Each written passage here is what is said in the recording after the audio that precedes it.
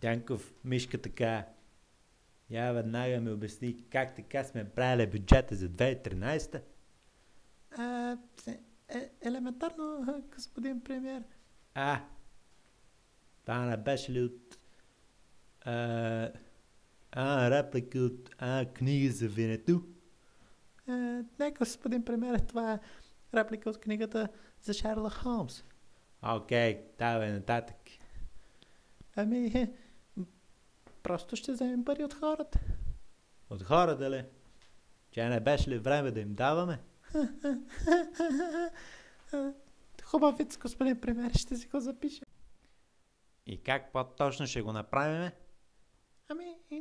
Пускаме публикация във Фейсбук. Дете спешно се нуждае от пари за операция и готово, те хората дарят. Няма ли да се усетят? Много хубав втори виц и него ще си го запише, господин премиер. Българин да се усети.